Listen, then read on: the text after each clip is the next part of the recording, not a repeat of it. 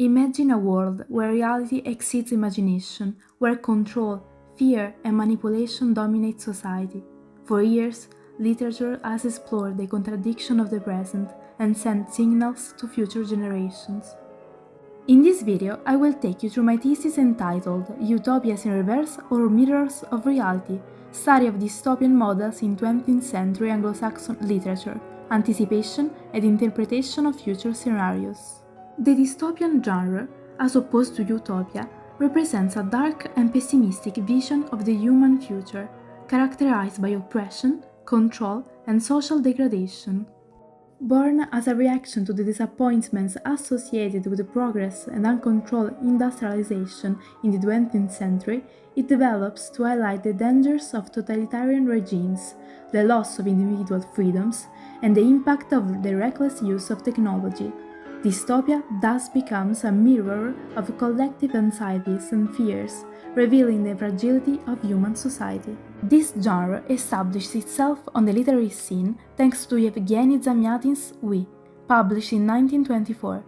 The work describes a rigidly regulated and observed society in which state control suppresses all personal freedom, anticipating the themes that would later become the focus of the great dystopian works of the 20th century. In my analysis, I have chosen to focus on some of the most relevant Anglophone authors who developed the literary tradition: George Orwell's 1984, Aldous Huxley's Brave New World, Ray Bradbury's Fahrenheit 451, and Ayn Rand's Anthem.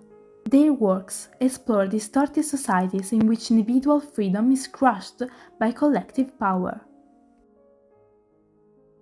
George Orwell, with 1984, explores a totalitarian future in which Big Brother controls every aspect of citizens' lives through fear, manipulation of history, and language control. His vision highlights the power of propaganda and the systematic repression of individual freedom. Aldous Huxley, in his Brave New World, imagines a future governed by genetic control, mental conditioning, and artificial pleasures. Huxley's society is violence-free, but still subjugated by an induced happiness that stifles all emotional depth and dissent, outlining a different but equally effective method of control. Ray Bradbury, in Fahrenheit 451, focuses his story on the destructive power of censorship and mass media. In this dystopia, culture and books are born to keep the population in a state of willful ignorance, while the protagonist Montag struggles to recover knowledge and free thought. With Anthem, Ayn Rand describes a world in which individualism is totally erased in favor of absolute collectivism. Here, the protagonist attempts to rediscover the concept of I in a society that even prohibits personal language. These works, although different, show a common path. The dystopian genre denounces the extremes of social control, emphasizing the need to defend critical thinking and individuality in front of oppressive systems. After analyzing the dystopian genre through some of its major pillars, a common thread emerges that binds the works discussed. The common theme is totalitarianism and control. Each regime described establishes a system of total surveillance, often through violent methods, sometimes more subtle, always aimed at suffocating individual freedom and critical thinking. In 1984, control is violent and omnipresent. Big Brother oversees every aspect of people's lives through thought police. In Brave New World, control is more subtle, based on immediate pleasures, conditioning, and distractions, eliminating the need for violent coercion.